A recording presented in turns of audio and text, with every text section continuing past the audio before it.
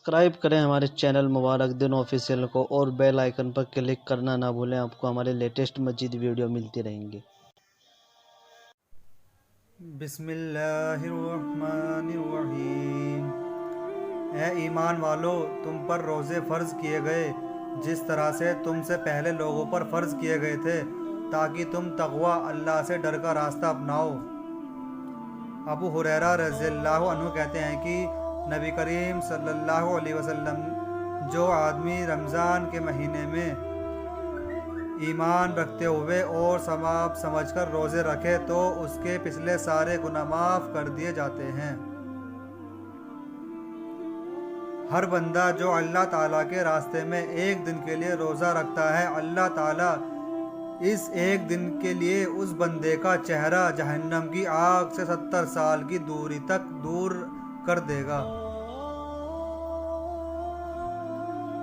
روزے دار کے سامنے جب کھانا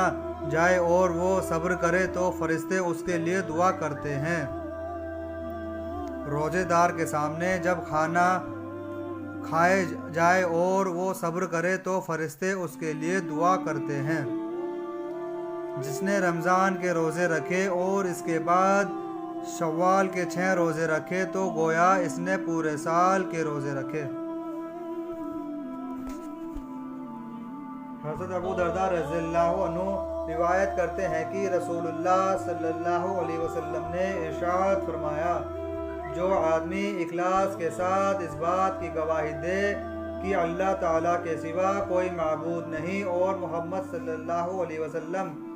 اس کے بندے اور اس کے رسول ہیں، وہ جنت میں داخل ہوگا۔ حضرت ابو درداء رضی اللہ عنہ روایت کرتے ہیں کہ رسول اللہ صلی اللہ علیہ وسلم نے ارشاد فرمایا، جو آدمی اخلاص کے ساتھ اس بات کی گواہی دے کہ اللہ تعالیٰ کے سوا کوئی معبود نہیں اور محمد صلی اللہ علیہ وسلم اس کے بندے اور رسول ہیں، وہ جنت میں داخل ہوگا۔ حضرت ابو موسیٰ رضی اللہ عنہ سے روایت ہے کہ رسول اللہ صلی اللہ علیہ وسلم نے ارشاد فرمایا، خوشخبری لو اور دوسروں کو بھی خوشخبری دے دو کہ جو آدمی سچے دل سے لا الہ الا اللہ کا اقرار کرے وہ جنت میں داخل ہوگا۔ حضرت ابو موسیٰ رضی اللہ عنہ سے روایت ہے کہ رسول اللہ صلی اللہ علیہ وسلم نے ارشاد فرمایا، خوشخبری لو اور دوسروں کو بھی خوشخبری دے دو کہ جو آدمی سچے دل سے لا الہ الا اللہ کا اقرار کرے وہ جنت میں داخل ہوگا۔ حضرت عبداللہ بن ثابت رضی اللہ عنہ روایت کرتے ہیں کہ حضرت عمر بن خطاب رضی اللہ عنہ نبی کریم صلی اللہ علیہ وسلم کی خدمت میں حاضر ہوئے اور کہا، اے اللہ کے رسول صلی اللہ علیہ وسلم، میرے اپنے ایک بھائی کے پاس سے گزر ہوا تو کہ قبیلہ بنی قریظہ میں سے ہے، اس نے میرے فائدے کے لیے تورات سے کچھ بہترین باتیں لکھ کر دی ہیں، اجازت ہو تو آپ کے سامنے پیش کر دوں۔ حضرت عبداللہ رضی اللہ عنہ فرماتے ہیں کہ نبی کریم صلی اللہ علیہ وسلم کے چہرے مبارک کا رنگ بدل گیا۔ میں نے کہا، عمر، کیا آپ رسول صلی اللہ علیہ وسلم کے چہرے مبارک پر غصے کے آثار نہیں دیکھ رہے ہیں؟ حضرت عمر رضی اللہ عنہ کو فوراً اپنی غلطی کا احساس ہوا اور کہا، ہم اللہ تعالیٰ کو رب، اسلام کو دین اور محمد صلی اللہ علیہ وسلم کو رسول مان کر راضی ہو چکے ہیں۔ یہ کلمات سن کر آپ صلی اللہ علیہ وسلم کے چہرے سے غصے کا اثر ختم ہوا اور ارشاد فرمایا، اس ذات کی قسم جس کے قبضے میں محمد صلی اللہ علیہ وسلم کی جان ہے، اگر موسیٰ علیہ السلام تم میں موجود ہوتے اور تم مجھے چھوڑ کر ان کی اطاعت کرتے تو یقیناً گمراہ ہو جاتے۔ تم مجھے چھوڑ کر ان کی اطاعت کرتے تو یقیناً گمراہ ہو جاتے۔ امتوں میں سے تم میرے حصے میں آئے ہو اور نبیوں میں سے میں تمہارے حصے میں آیا ہوں، جو تمہاری کامیابی میری ہی اطاعت میں ہے۔ حضرت ابو ہریرہ رضی اللہ عنہ سے روایت ہے کہ رسول اللہ صلی اللہ علیہ وسلم نے ارشاد فرمایا، میری ساری امت جنت میں جائے گی سوائے ان لوگوں کے جو انکار کر دے۔ सहाबा रज़ियल्लाहु अन्हुम ने मालूम किया, ए अल्लाह के रसूल सल्लल्लाहु अलैहि वसल्लम, जन्नत में जाने से कौन इनकार कर सकता है? आपने इरशाद फरमाया, जिसने मेरी इताअत की वह जन्नत में दाखिल हुआ, और जिसने मेरी नाफरमानी की यकीनन उसने जन्नत में जाने से इनकार कर दिया। हज़रत अबू अय्यूब रज़ियल्लाहु अन्हु फरमाते हैं कि मैंने जब भी तुम्हारे नबी करीम सल्लल्लाहु अलैहि वसल्लम के पीछे नमाज पढ़ी, उन्हें नमाज से फारिग होकर यही दुआ मांगते हुए सुना। तर्जुमा, ए अल्लाह मेरी तमाम गलतियाँ और गुनाह माफ़ फरमाइए। ए अल्लाह मुझे बुलंदी अता फरमाइए, मेरी कमी को दूर फरमाइए और मुझे अच्छे अमाल और अच्छे अखलाक की तौफीक नसीब फरमाइए, इसलिए कि अच्छे अमाल और अच्छे अखलाक की हिदायत आपके अलावा और कोई नहीं दे सकता, और बुरे कामों और बुरे अखलाक को आपके सिवा कोई और दूर नहीं कर सकता। हज़रत अबू मूसा रज़ियल्लाहु अन्हु रिवायत करते हैं कि रसूलुल्लाह सल्लल्लाहु अलैहि वसल्लम ने इरशाद फरमाया, जो 2 ठंडी नमाजें पढ़ता है वह जन्नत में दाखिल होगा। फ़ायदा, 2 ठंडी नमाजों से मुराद फज्र और असर की नमाज है। हज़रत अबू हुरैरा रज़ियल्लाहु अन्हु से रिवायत है कि रसूलुल्लाह सल्लल्लाहु अलैहि वसल्लम ने इरशाद फरमाया, तुम में से जब कोई आदमी सोता है तो वह शैतान उसकी बुद्धि पर 3 गिराहें लगा देता है। हर गिरा पर यह फूंक देता है, अभी रात बहुत पड़ी है, सोता रहे। अगर इंसान बेदार होकर अल्लाह ताला का नाम ले लेता है तो एक गिरा खुल जाती है, और अगर वुज़ू कर लेता है तो दूसरी गिरा भी खुल जाती है, और फिर अगर तहज्जुद पढ़ लेता है तो सारी गिरा खुल जाती है। चुनाचे सुबह को चुस्त हशश बदशाश की बहुत खुश होता है और उसे बहुत बड़ी भलाई मिल चुकी होती है, और अगर तहज्जुद नहीं पढ़ता तो सुस्त रहता है, तबीयत बोझल होती है और बहुत बड़ी भलाई से महरूम हो जाता है। हज़रत उक़बा बिन आमिर रज़ियल्लाहु अन्हु फरमाते हैं कि मैं रसूलुल्लाह सल्लल्लाहु अलैहि वसल्लम को यह इरशाद फरमाते हुए सुना, मेरी उम्मत के 2 आदमियों में से एक रात को उठता है और तबीयत को ना चाहते हुए अपने आप को इस हाल में वज़ू पर आमादा करता है कि उस पर शैतान की तरफ से गिरहें लगी होती हैं। जब वज़ू में अपने दोनों हाथ धोता है तो एक गिरा खुल जाती है, जब चेहरा धोता है तो दूसरी गिरा खुल जाती है, और जब सर का मसा करता है तो एक और गिरा खुल जाती है, जब पाँव धोता है तो एक और गिरा खुल जाती है। फिर अल्लाह ताला फरिश्तों से फरमाते हैं, जो इंसानों की निगाह से ओझल है, मेरे इस बंदे को देखो कि वह किस तरह परेशानियों व मुसीबतें उठा रहा है। मेरा यह बंदा मुझसे मांगेगा वह उसे मिलेगा। हज़रत उबादा बिन सामित रज़ियल्लाहु अन्हु रिवायत करते हैं कि रसूलुल्लाह सल्लल्लाहु अलैहि वसल्लम ने इरशाद फरमाया, जिसकी रात को आँख खुल जाए और फिर वह यह पढ़ ले, ला इलाहा इल्लल्लाह वहदहु ला शरीका लहु लहुल मुल्कु व लहुल हम्दु व हुवा अला कुल्लि शैइन कदीर, अल्हम्दुलिल्लाहि सुब्हानल्लाहि व ला इलाहा इल्लल्लाह वल्लाहु अकबर व ला हौला व ला कुव्वता इल्ला बिल्लाहि अलिय्यिल अज़ीम। मेरी मग़फ़िरत फरमा दीजिए कहे या कोई और दुआ करे तो इसकी दुआ कबूल की जाती है, और फिर अगर वज़ू करके नमाज पढ़ने लग जाए तो उसकी वज़ू कबूल की जाती है। हज़रत इब्न अब्बास रज़ियल्लाहु अन्हुमा से रिवायत है कि रसूलुल्लाह सल्लल्लाहु अलैहि वसल्लम को रात को जब तहज्जुद के लिए उठते तो यह दुआ पढ़ते। तर्जुमा, ए अल्लाह सारी तारीफ़ आप ही के लिए है, आप ही आसमानों और ज़मीनों को और जो मखलूक इनमें आबाद है उनके संभालने वाले हैं। सारी तारीफ़ आप ही के लिए है। ज़मीन व आसमान और उनकी तमाम मखलूक़ात पर हुकूमत सिर्फ़ आप ही की है। सारी तारीफ़ें आप ही के लिए है। आप ज़मीन व आसमान के रोशन करने वाले हैं। सारी तारीफ़ें आप ही के लिए हैं। आप ज़मीन व आसमान के बादशाह हैं। सारी तारीफ़ें आप ही के लिए हैं। असल वजूद आप ही का है। آپ کا وعدہ حق ہے، ٹل نہیں سکتا، آپ سے ملاقات ضرور ہوگی،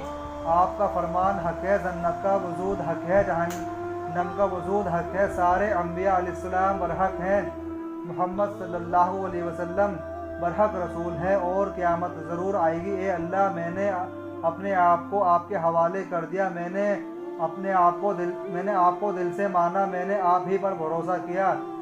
آپ ہی کی طرف توجہ کیا، نہ ماننے والوں میں سے جس سے جھگڑا کیا آپ ہی کی وجہ سے کیا،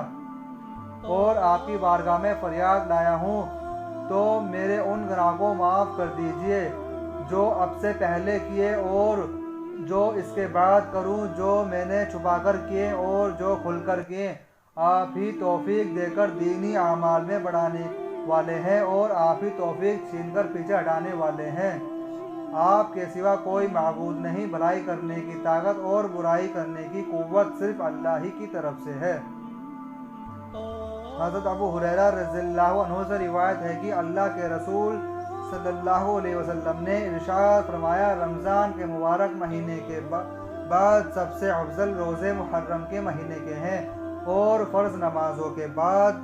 سب سے افضل نماز رات کی ہے۔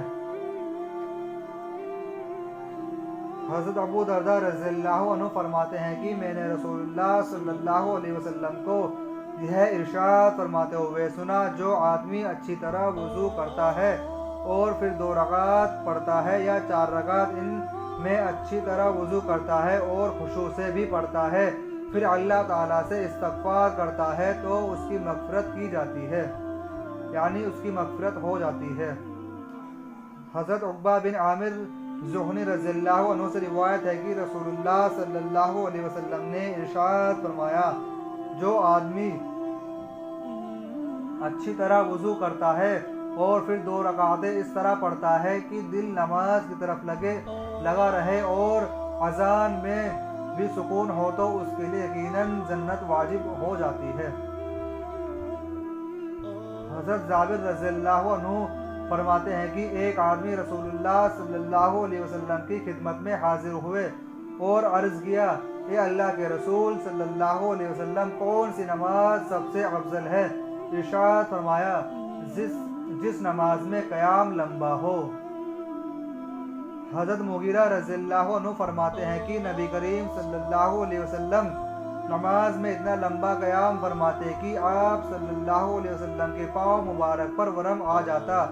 آپ سے عرض کیا گیا کہ اللہ تعالیٰ نے آپ کے اگلے پچھلے گناہ اگر ہو بھی تو معاف کر دیے، پھر آپ اتنی مشقت کیوں اٹھاتے ہیں؟ ارشاد فرمایا، کیا اس بات پر میں شکر گزار بندہ نہ بنوں؟ حضرت عامر بن یاسر رضی اللہ عنہ فرماتے ہیں کہ میں نے رسول اللہ صلی اللہ علیہ وسلم کو یہ ارشاد فرماتے ہوئے سنا، آدمی نماز سے فارغ ہوتا ہے اور اس کے لیے ثواب کا 10واں حصہ لکھا جاتا ہے، اور اسی طرح کچھ کے لیے 9واں، 8واں، 6واں، 5واں، 4واں تہائی آدھا حصہ لکھا جاتا ہے۔ فائدہ: حدیث شریف سے مراد یہ ہے کہ جتنا نماز کی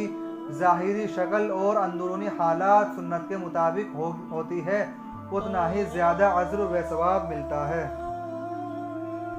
حضرت عمر رضی اللہ عنہ روایت کرتے ہیں کہ رسول اللہ صلی اللہ علیہ وسلم نے ارشاد فرمایا، اللہ تعالیٰ اس قرآن شریف کی وجہ سے بہت سے لوگوں کے مرتبے کو بلند فرماتے ہیں اور بہت سے کے مرتبے کو گھٹاتے ہیں، یعنی جو لوگ اس پر عمل کرتے ہیں اور اللہ تعالیٰ دنیا و آخرت میں عزت عطا فرماتے ہیں، اور جو لوگ اس پر عمل نہیں کرتے اللہ تعالیٰ ان کو ذلیل کرتے ہیں۔ حضرت ابو ذر رضی اللہ عنہ روایت کرتے ہیں کہ رسول اللہ صلی اللہ علیہ وسلم نے مجھ سے ارشاد فرمایا، قرآن کریم کی تلاوت اور اللہ تعالیٰ کے ذکر کا اہتمام کیا کرو، اس عمل سے آسمانوں میں تمہارا ذکر ہوگا اور یہ عمل زمین میں تمہارے لیے ہدایت کا نور ہوگا۔ حضرت عبداللہ بن عمر رضی اللہ عنہما روایت کرتے ہیں کہ رسول اللہ صلی اللہ علیہ وسلم نے ارشاد فرمایا، 2 ہی لوگ پر رشک کرنا چاہیے، ایک وہ ہے جس کو اللہ تعالیٰ نے قرآن شریف عطا کیا ہو اور وہ دن رات اس کی تلاوت میں مشغول رہتا ہو، اور دوسرا وہ جس کو اللہ تعالیٰ نے مال عطا فرمایا ہو اور وہ دن رات اسے خرچ کرتا ہو۔ حضرت ابو موسیٰ اشعری رضی اللہ عنہ روایت کرتے ہیں کہ رسول اللہ صلی اللہ علیہ وسلم نے ارشاد فرمایا، جو مومن قرآن شریف پڑھتا ہے اور اس کی تلاوت اور اس کی مثال چکوترے کی طرح ہے، اس کی خوشبو بھی اچھی ہوتی ہے اور مزہ بھی اچھا ہے، اور جو مومن قرآن کریم نہیں پڑھتا اس کی مثال کھجور کی طرح ہے، جس کی خوشبو تو نہیں لیکن ذائقہ میٹھا ہے، اور جو منافق قرآن پڑھتا ہے اس کی مثال خوشبودار پھول کی سی ہے، خوشبو اچھی ہے اور مزہ کڑوا،